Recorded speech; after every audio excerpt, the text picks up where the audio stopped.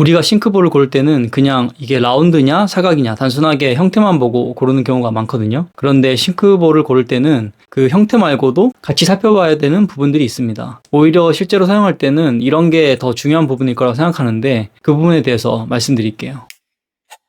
안녕하세요, 지비약입니다. 지난 시간부터 주방의 4대 기기 수전, 싱크볼, 인덕션, 후드에 대해서 하나씩 알아보고 있는데요. 우리가 인테리어 하면서 싱크볼까지 고민할 정도면 당연히 싱크볼만 업그레이드 하는 경우는 없겠죠. 수전도 반드시 같이 고민돼야 하는데 제가 직전 영상에서 수전에 대해 다룬 적이 있으니까 못 보신 분들은 한번 보시면 좋을 것 같습니다. 우리가 아는 싱크볼은 이런 모양으로 생겼죠. 코너가 이렇게 라운드 형태로 생겼죠. 라운드 형태로 생겼고 싱크볼 자체에 이렇게 수전이 설치되어 있습니다. 그런데 요즘 인테리어 사례 찾다 보면 다 비슷비슷하게 생긴 싱크볼들을 쓰고 있다는 걸 알 수 있는데요. 바로 이 사각 싱크볼입니다. 이게 딱 봤을 때 확실히 세련된 느낌이 있죠. 왜 그런지 한번 생각해 보면 사실 이 형태 자체가 삼각형이라서 그런 것도 있지만 싱크볼 자체에 다른 잡다한 요소들, 수전이나 세제통 같은 게 들어가 있지 않기 때문입니다. 형태를 얘기하기 전에 먼저 설치 방식에 대해서 알아둘 필요가 있는데요. 설치 방식은 두 가지가 있는데 언더 방식과 인셋 방식이 있습니다.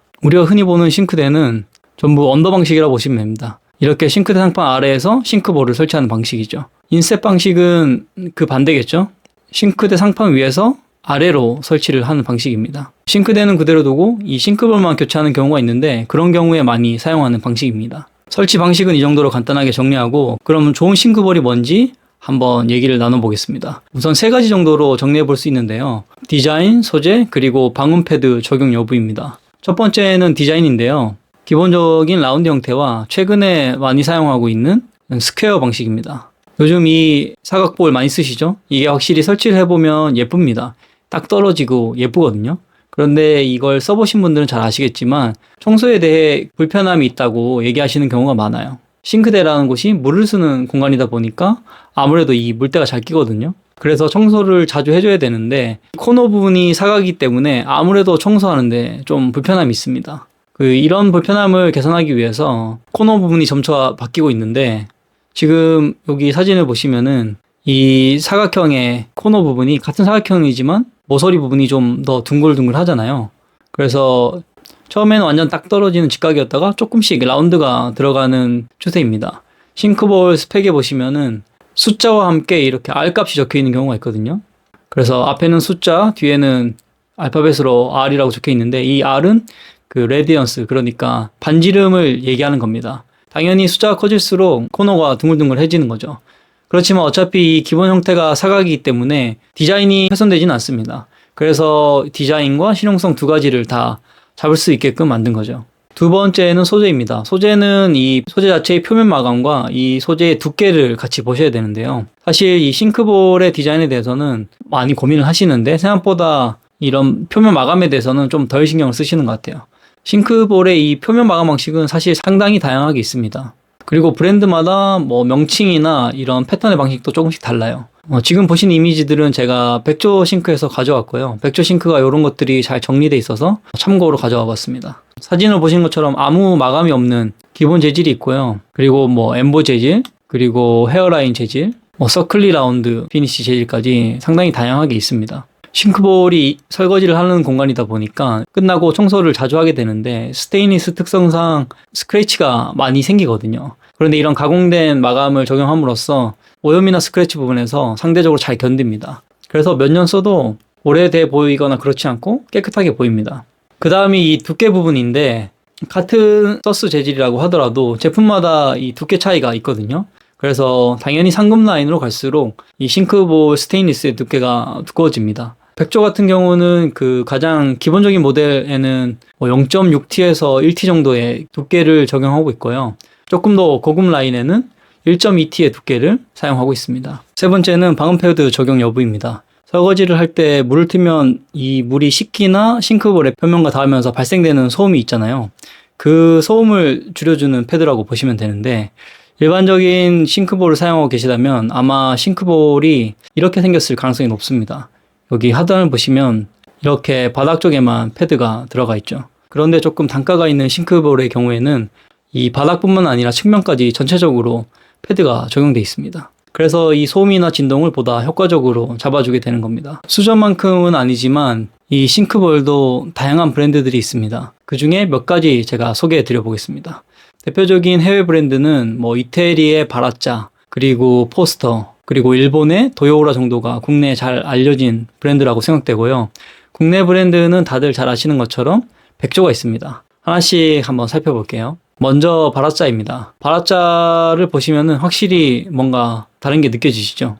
이 싱크볼도 싱크볼인데 이 위쪽에 빌트인되는 찬넬이 굉장히 인상적입니다. 주방에서 필요한 기능들을 담아서 활용할 수 있는 부분인데 싱크볼이라기보다는 별도의 디자인 가구 같은 느낌이 있습니다. 그리고 바라짜의 경우 이렇게 커버를 씌울 수 있는 제품이 굉장히 유명한데 보시는 것처럼 이렇게 평소에는 오픈해서 사용하다가 사용하지 않을 때는 이렇게 뚜껑을 덮어서 깨끗하게 닫아 놓을 수도 있습니다. 다음은 포스터인데요.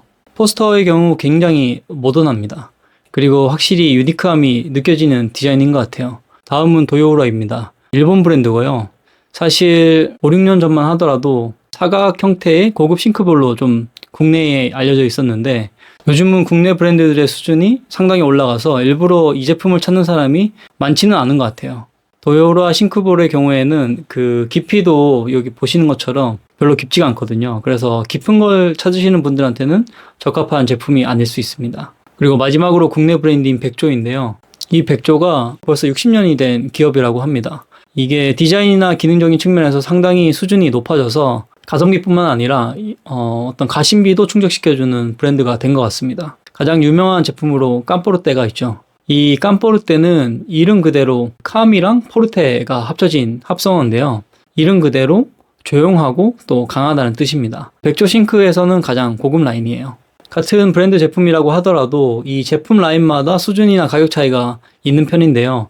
백조에서 제품별 라인업이 잘 정리된 표가 있어서 제가 가져와 봤습니다. 당연히 등급에 따라서 가격이 올라가겠죠. 이 표를 바탕으로 잠깐 설명드리자면 기본 마감 재질이나 각종 옵션이나 모서리, 두께 이런 것들에서 차이가 있죠.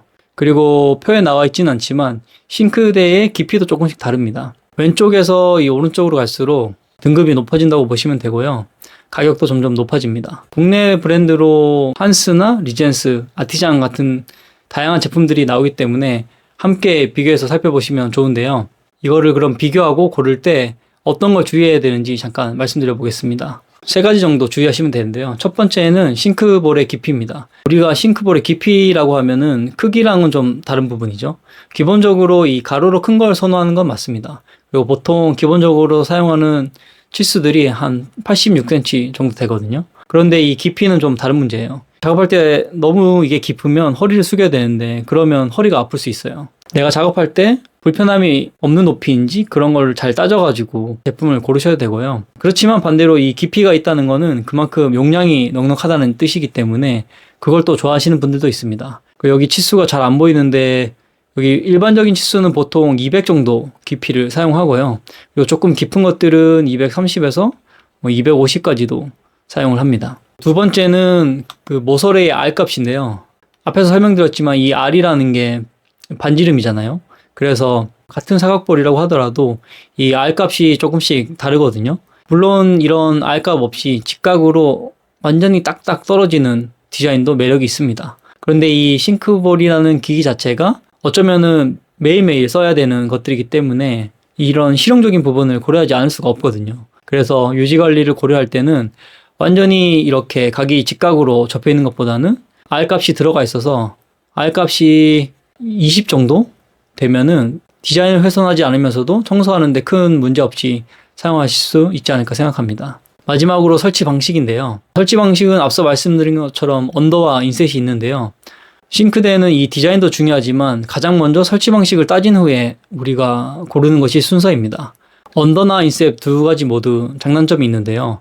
인셋으로 하면 우선 모서리 부분이 상판에 걸쳐져 있기 때문에 물때가 끼고 지저분해지지 않을까 이렇게 걱정하시는 경우가 많은데요. 사실 이거는 언더 방식도 마찬가지입니다. 언더 방식은 아래에서 부착하는 방식이기 때문에 여기 하부가 지저분해지는 경우가 있고 반대로 인셋 방식은 테두리 부분이 지저분해질 수 있습니다. 그래서 무조건 어떤 방식이 낫다라고 보기는 어렵고 이것도 개인의 취향에 맞춰서 선택하시면 좋을 것 같습니다. 요즘 싱크볼만 교체하시는 분들도 많은데요. 이 싱크볼만 교체할 때는 작업 시간이 약 1시간에서 2시간 정도 소요되고요. 이 싱크볼의 수전도 새로 설치해야 되기 때문에 구멍을 현장에서 타공을 하게 되는데, 그러면서 이 생기는 먼지나 이런 게 꽤 많아요. 그래서 사전에 알고 계시면 좋을 것 같고요. 그리고 보통 이제 기존의 라운드로 된 싱크대를 사각형으로 바꾸는 경우가 많은데, 그러면은 아무래도 기존의 R값이 훨씬 크기 때문에 현장에서 사각 싱크볼이 들어갈 수 있도록 상판을 커팅하고 갈아내야 되거든요. 그런데 만약에 우리 집의 상판이 지금 엔지니어드 스톤이거나 세라믹이라면은 그 재료들은 강도가 높아서 현장에서 가공하기가 어려워요. 그래서 교체가 어려울 수도 있습니다. 그리고 싱크볼의 디자인에 따라서 사각 싱크볼은 이 싱크볼 자체가 아니라 상판에다가 타공을 해야 되죠. 그래서 현재 싱크대 폭이 60cm 정도라면은 설치가 어려울 수도 있습니다. 적어도 65cm 이상은 확보돼야만 사각 싱크볼을 설치하고 수전도 따로 설치를 할 수가 있습니다. 어떻게 보면 이 주방이라는 공간 안에서도 특히 이 싱크볼 같은 기기는 기능적인 부분이 상당히 중요한 것 같아요. 그 눈에 보이는 디자인이 비슷비슷하다고 해서 기능적인 부분까지 비슷한 건 아니기 때문에 이런 부분들을 잘 고려해서 선택하시면 좋을 것 같습니다. 오랜만에 제가 영상을 올리는데요. 인테리어 가이드북을 쓰느라 시간이 좀 걸렸습니다. 가이드북에 관심 있으신 분들은 고정 댓글을 참고해 주세요. 저희 채널에서 인테리어에 실질적인 도움이 될 수 있는 것들을 영상으로 만들고 있으니까요. 구독, 좋아요, 알림 설정 해두시면 필요한 정보들을 계속해서 전달해 드리도록 하겠습니다. 궁금한 점이 있다면 댓글 남겨주시고요. 다음에도 도움되는 집 이야기로 돌아오겠습니다. 그럼 또 만나요. 안녕.